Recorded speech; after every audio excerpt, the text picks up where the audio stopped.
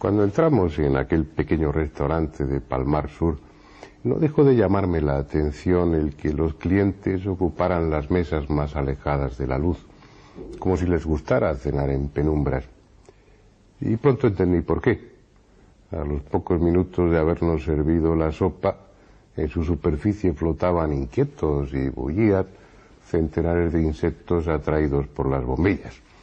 En las noches siguientes también buscamos los rincones en más penumbra del restaurante y desarrollamos una cierta habilidad en comer con una mano mientras que con la otra tapábamos el plato.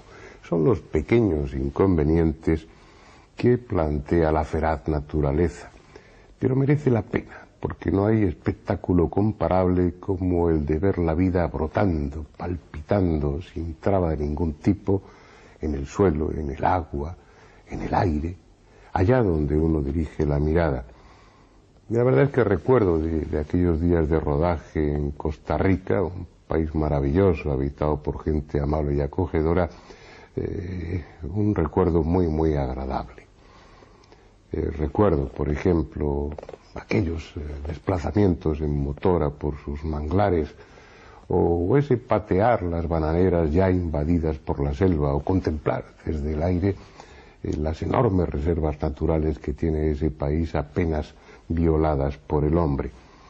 Entre esos recuerdos tengo también el de una modesta habitación de hotel donde me pasé 2 días delirando por efecto de la fiebre mientras el resto del equipo seguía con la filmación. Repuesto a medias me incorporé al rodaje, así que tendrán la ocasión de ver que en algunos planos tengo un aspecto lamentable. Ni Juanjo ni el resto del equipo sufrieron en esa ocasión enfermedad alguna, lo que no dejó de molestarme, pero bueno, ya les he perdonado. En cualquier caso, de lo que se trata es de que en este documental, además de acercarse a ese misterio inquietante de las esferas de piedra, un misterio no resuelto, no dejen de reparar en la belleza de ese paisaje.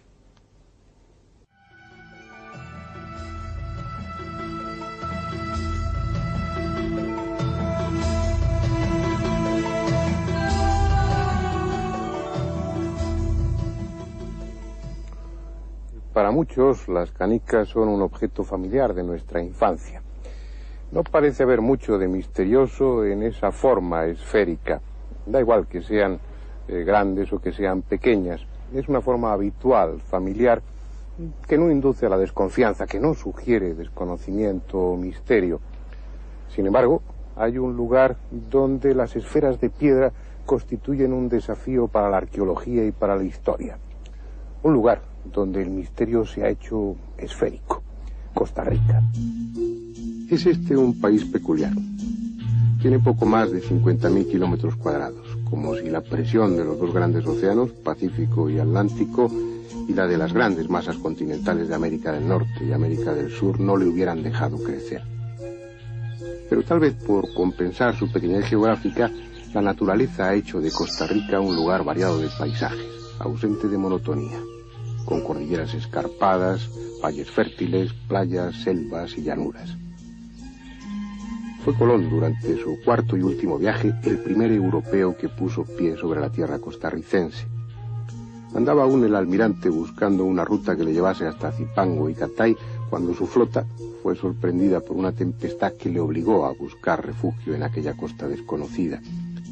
Era el 18 de septiembre de 1502. Dicen que fue el mismo Colón quien bautizó al país con el nombre de Costa Rica. Impresionado quizá por la abundancia de árboles frutales, la belleza del paisaje y la amable acogida de los hospitalarios nativos. Ha pasado ya mucho tiempo desde entonces. Tras algo más de 3 siglos de permanencia en la corona española, Costa Rica, como otras colonias de aquel poderoso imperio, alcanzó su independencia.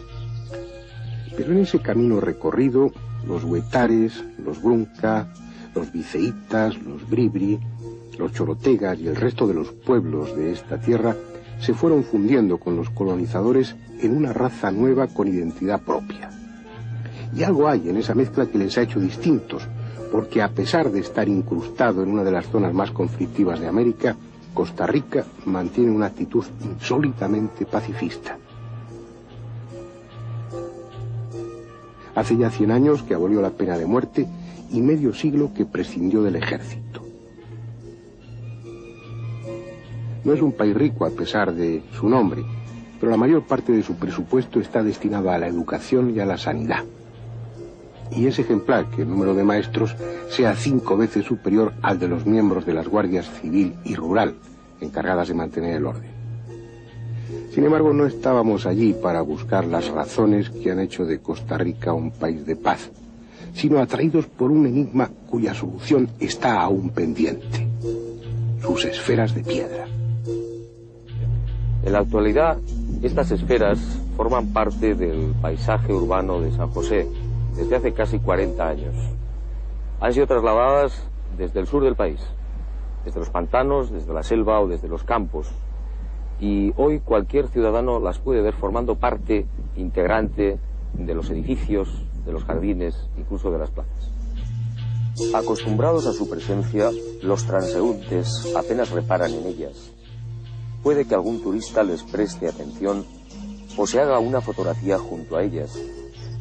Pero así, incorporadas a la ciudad, lo cierto es que nada dicen.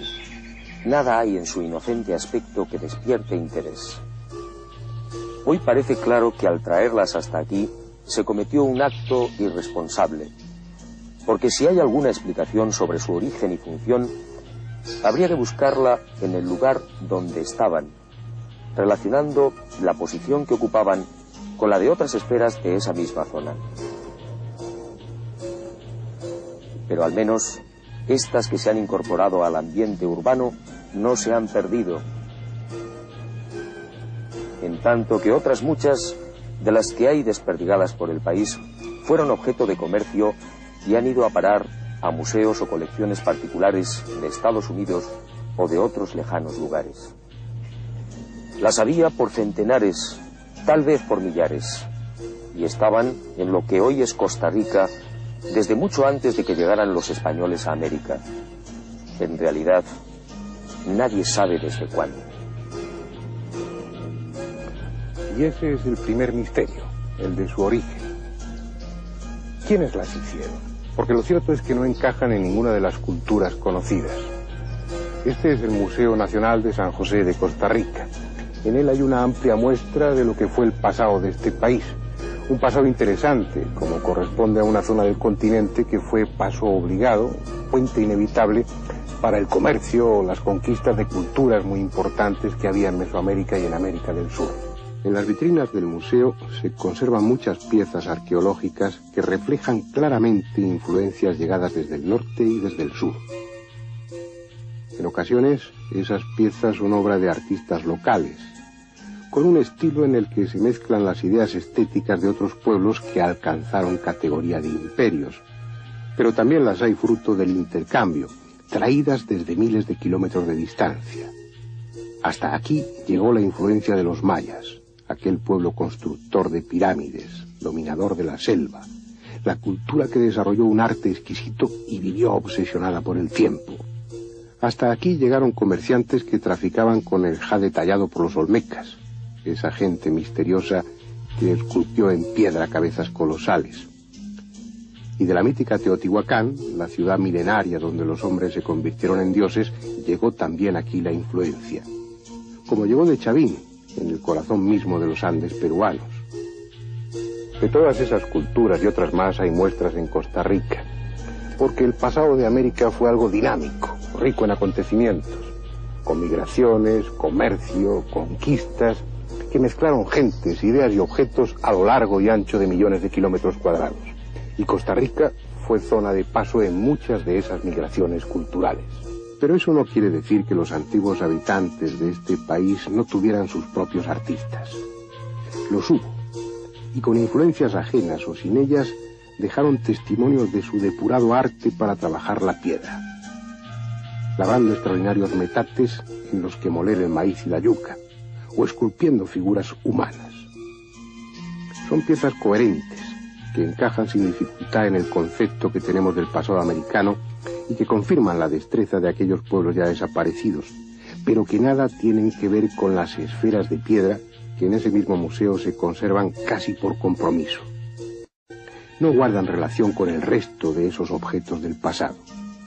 En realidad, parecen no guardar relación con nada ni con nadie. Estamos aquí ante uno de los más grandes misterios, de los más grandes enigmas de la arqueología americana.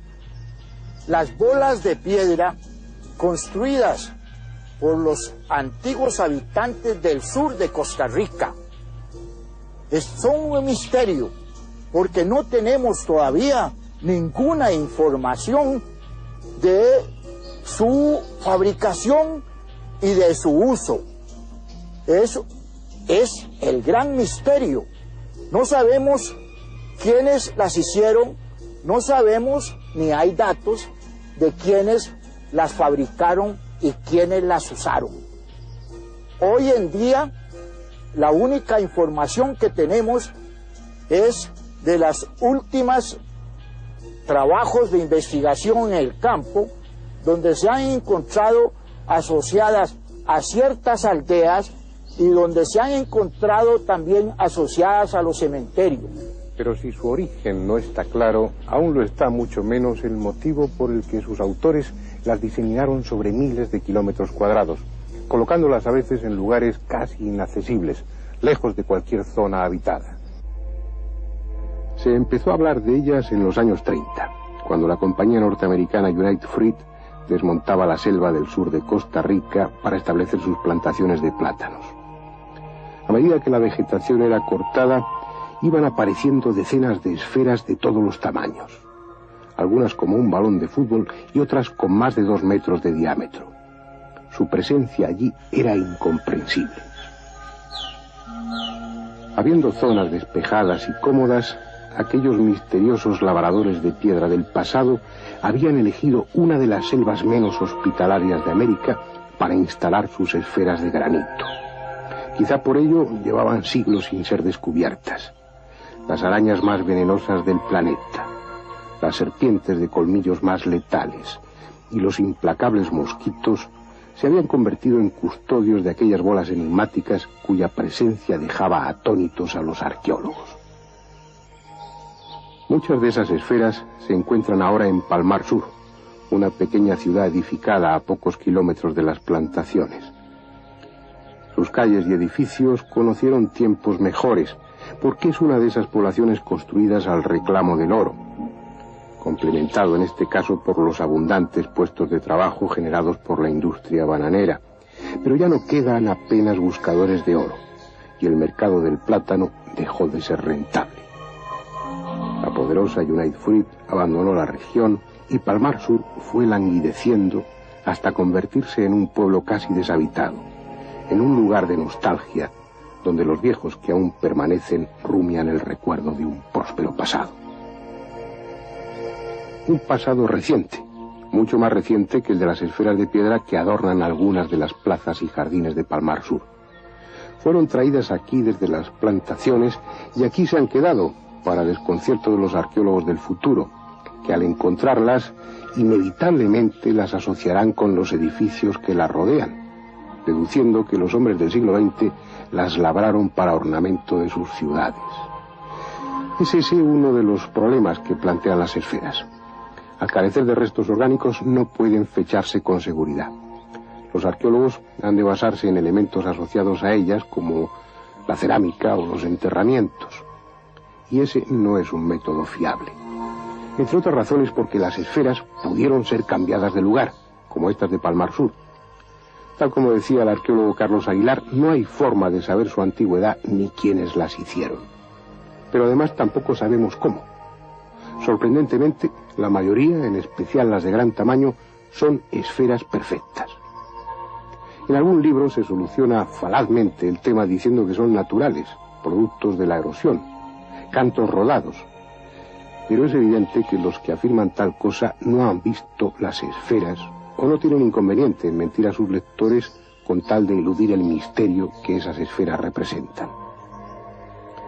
Tampoco son precisos grandes conocimientos geométricos para conseguir esta perfecta esfericidad. Posiblemente partían de una plantilla de madera de 1/4 de circunferencia, con el radio que deseaban, y luego se servían de ella para ir comprobando la esfericidad de la piedra a medida que la iban labrando. Eso puede explicar cómo las hicieron, pero no la razón que les llevó a sembrar literalmente el sur de Costa Rica con ellas. La piedra procede de canteras lejanas y, como ya parece norma en las culturas antiguas, fueron trasladadas a lo largo de decenas de kilómetros con absoluto desprecio de su tamaño y peso, superior en muchas de ellas a las 15 toneladas. Eso es algo de lo que estas esferas de Palmar Sur, dispuestas en terreno llano, no dan completa idea. Es preciso, si queremos tomar conciencia de lo que ese esfuerzo de su traslado significó, ir allí donde estaban originalmente, donde algunas siguen estando desde hace siglos o milenios, desconocidas incluso para los arqueólogos. En esa búsqueda nos acompañó Ivar Zapp, un estoniano al que el destino trajo a Costa Rica hace años y que lleva mucho tiempo estudiando el misterio de las esferas. Siguiendo la pista de rumores, confidencias o puras leyendas, Ivar ha descubierto esferas que hasta ese momento permanecían ignoradas. En esta ocasión, nuestro objetivo era filmar unas de esas bolas de piedra que ni siquiera él había visto. Nuestras pequeñas motoras se deslizaban esquivando los bancos de arena del río Sierpes, adentrándose en el manglar, aún más peligroso por la marea baja, dejando atrás multitud de islas cubiertas por la selva. Estábamos recorriendo parte del delta del Diquís, una reserva natural exuberante de vida. A ambas orillas se alzaban hasta 500 especies de árboles, nazarenos, poponjoches, guayabones, que se elevaban majestuosos 40 metros por encima del suelo. Invisibles para nuestras rápidas embarcaciones, miles de animales diferentes compartían su vida en aquella selva apenas visitada por el hombre. Más de 300 especies de aves llenaban el aire de cantos y graznidos. Abajo, sobre el lecho de hojas caídas, 33 variedades de serpientes, entre ellas las más venenosas de América, constituían una advertencia permanente para los escasos buscadores de oro que aún se aventuran por la zona.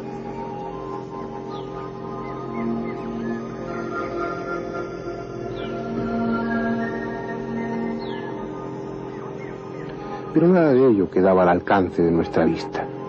Tan solo algunos caimanes que ni siquiera tuvieron el amable gesto de dejarse filmar.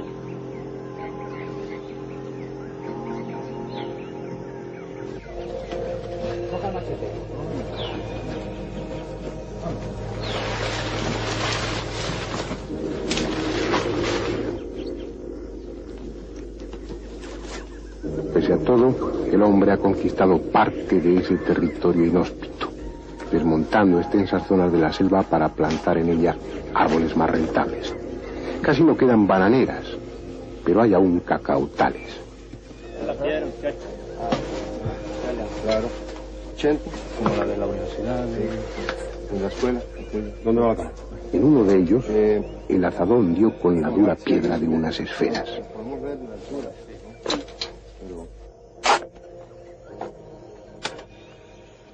Nunca hasta hoy han sido fotografiadas o filmadas. Ningún arqueólogo conoce su existencia ni figuran en catálogo alguno. Están ahí desde que sus escultores las colocaron. Son de la altura de un hombre, pero apenas asomaban unos centímetros sobre la superficie del terreno. Es esa una de las razones por las que muchas esferas permanecen aún por descubrir, como estas. Están enterradas, pero no por la lluvia o el viento, sino por su propio peso. Lentamente, milímetro a milímetro, su enorme masa las va hundiendo en el suelo. Estas han necesitado 2000 años para llegar a la profundidad en que se encuentran. ¿Qué cultura desconocida sembró Costa Rica de esferas hace 2000 años? ¿Cuál fue la obsesión que llevó a aquella gente, de la que nada sabemos, a labrar perfectas esferas de piedra y trasladarlas a lugares concretos, agrupándolas en un orden cuya finalidad ignoramos? Son representaciones del Sol, de la Luna y de las principales constelaciones. Eso dicen algunos arqueólogos. Pero ello significa que esa cultura americana sabía lo que el resto ignoraba, que los cuerpos celestes son esferas. Lo sabían 15 siglos antes de que Colón tratara de convencer a sus contemporáneos de que la Tierra es esférica. Sus diferentes tamaños no señalarían otra cosa que la aparente diferencia entre las dimensiones de los astros.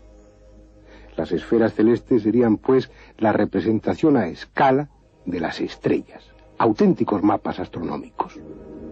Algo en lo que ya reparó Luttrop, el arqueólogo de la Universidad de Harvard, que más profundamente estudió el tema cuando aún muchas de las esferas permanecían en su sitio. Pero era solo esa su función. Solo son el testimonio en piedra de un pueblo obsesionado por la astronomía. Y Barzap, el estoniano que ha hecho de las esferas el principal motivo de su existencia, ha descubierto algo más. Algo que obliga a cambiar el concepto que tenemos del pasado americano. Lo que he descubierto es que en conjunto, como se encuentran ellas, por lo general 6-7 bolas, conforman una configuración triangular. Y esa triangulación nos da una serie de direcciones, ejes entre las bolas, que si la asociamos con una estrella que en cierta fecha se alinea entre dos esferas, obtenemos una dirección naval. Quiere decir que todos estos cientos, seguramente, o quizás millares en su momento, de bolas, de esferas, están marcando direcciones, y además direcciones que tienen mucho que ver con el mar, con la navegación. Sí, sí, absolutamente. Esta región es marítima, para decir, estamos a 10 kilómetros del mar, Océano Pacífico, en un lugar que es esencialmente uno de los deltas, si no el delta más grande que hay en la costa pacífica. Hay dos ríos grandes y se puede atracar y entrar con naves de la época precolombina. Pero, digamos, las direcciones importantes que he encontrado y estudiado entre las esferas que estaban en sitio son direcciones que nos llevan a, por ejemplo, destinos muy, muy importantes navales, y estoy muy complacido de haberlo entendido así, porque, por ejemplo, un conjunto nos indica que ellos están muy interesados en cruzar el Pacífico.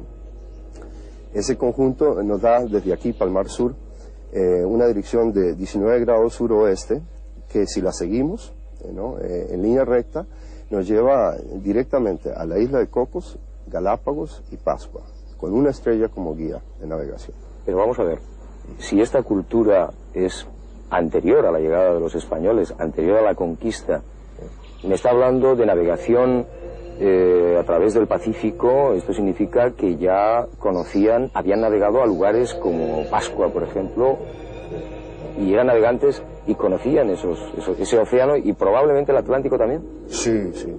Yo he encontrado direcciones navales en estos grupos de esferas que me indican que ellos conocían la costa de Europa, la entrada al Mediterráneo, Egipto, especialmente Inglaterra, en la costa de Europa. Ellos navegaban por la costa este de Norteamérica con la corriente del Golfo y daban vuelta con esa corriente, y probablemente la primera parada al otro lado del océano era por Inglaterra, ¿no?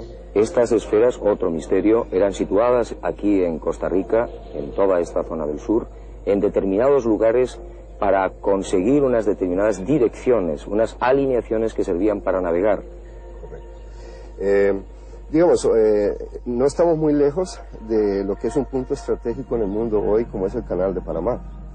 Y lo que yo considero que Costa Rica era antiguamente el pasaje entre los dos océanos, porque es una tierra mucho más sana que los pantanos de Panamá y el calor de Panamá. Antes no existía el canal, mientras que en Costa Rica existe un canal natural, que es el río San Juan, lago Nicaragua, y navegando ese complejo, ese sistema, uno se encuentra solo con 7 kilómetros de tierra entre los dos océanos. Y creo que ese fue, digamos, uno de los pasajes que Cristóbal Colón justamente buscaba o tenía alguna información. Pero los indios, además de eso, usaban, digamos, caminos por tierra que les lleva aproximadamente 4 o 5 días de ir a pie de un lado al otro. Ibar, ¿qué clase de navegantes eran? ¿Cómo se movían por la mar? Según mis investigaciones y algunos reportajes, ellos usaban balsas, básicamente. Balsas con quillas, 3 adelante, por lo general de unos 3 metros cada uno, y 3 atrás. Y entonces, subiendo o bajando estas quillas, ellos podían maniobrar la barca. Si no había viento, usaban corrientes marinas para desplazarse, y si no, ambos, velas, también velas cuadradas. Pizarro se encontró con esas naves navegando hacia aquí desde Perú, contra viento, contra corriente. Cuando te refieres a quillas, ¿te refieres a velas submarinas? Sí, básicamente son esas. Es decir, velas que se utilizan bajo el agua y se utilizan con las corrientes. Con las corrientes, correcto. Creo que se ha hecho también una experiencia muy interesante con un avión respecto a las alineaciones, a lo que marcan las esferas.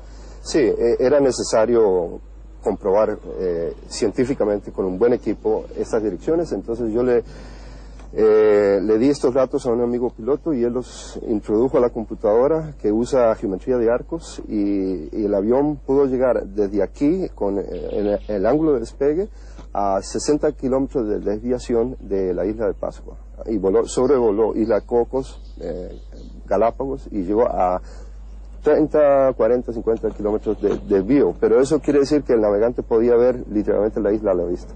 Es decir, la información que están proporcionando las esferas en sus alineaciones fue suministrada a una computadora de un avión, y con esa información de hace miles de años, ese reactor pudo llegar con un error de 60 kilómetros a la isla de Pascua. Sí, desde aquí, 7.600 kilómetros de distancia de aquí, si no me equivoco.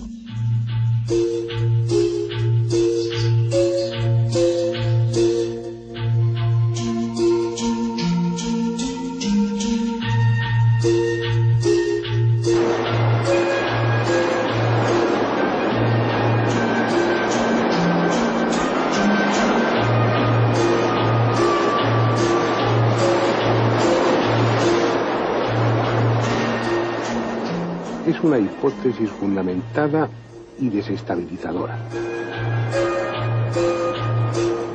Porque según ella, el océano, ese océano que bajo el criterio de arqueólogos e historiadores sirvió para aislar a los pueblos del pasado, fue realmente un camino muchas veces surcado. Una vía de comunicación entre las culturas del mundo antiguo. Es probable que fuese así. Y si así fue, esas bolas de piedra desperdigadas por plazas y jardines o sepultadas en la selva constituyen el mudo testimonio de un pueblo de astrónomos y marineros que recorrió medio mundo antes de ser tragado por el tiempo.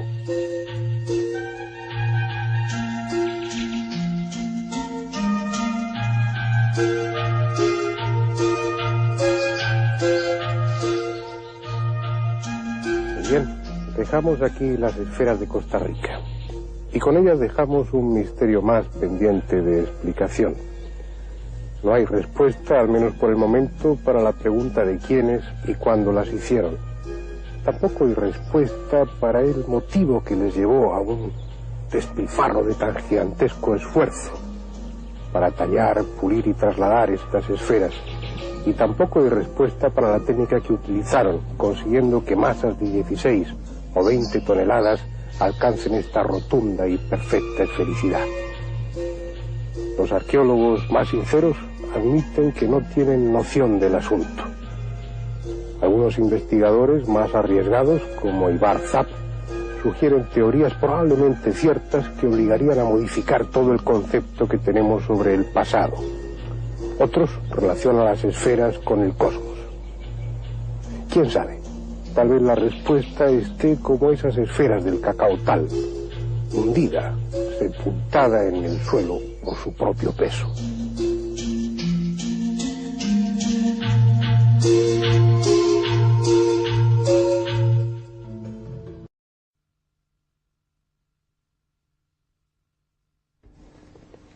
Cuando entramos en aquel pequeño restaurante de Palmar Sur, no dejó de llamarme la atención el que los clientes ocuparan las mesas más alejadas de la luz, como si les gustara cenar en penumbras. Y pronto entendí por qué. A los pocos minutos de habernos servido la sopa, en su superficie flotaban inquietos y bullían centenares de insectos atraídos por las bombillas. En las noches siguientes también buscamos los rincones en más penumbra del restaurante, un recuerdo muy agradable.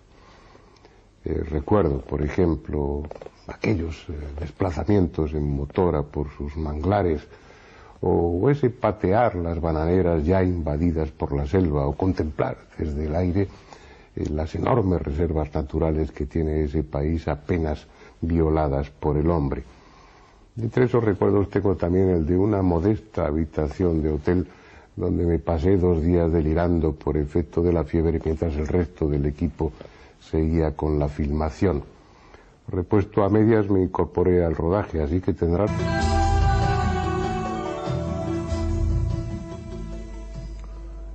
Para muchos, las canicas son un objeto familiar de nuestra infancia. No parece haber mucho de misterioso en esa forma esférica. Da igual que sean grandes o que sean pequeñas. Es una forma habitual, familiar, que no induce a la desconfianza, que no sugiere desconocimiento o misterio. Sin embargo, hay un lugar donde las esferas de piedra constituyen un desafío para la arqueología y para la historia. Un lugar donde el misterio se ha hecho esférico. Y desarrollamos una cierta habilidad en comer con una mano mientras que con la otra tapábamos el plato. Son los pequeños inconvenientes que plantea la feraz naturaleza, pero merece la pena, porque no hay espectáculo comparable como el de ver la vida brotando, palpitando, sin traba de ningún tipo, en el suelo, en el agua, en el aire, allá donde uno dirige la mirada.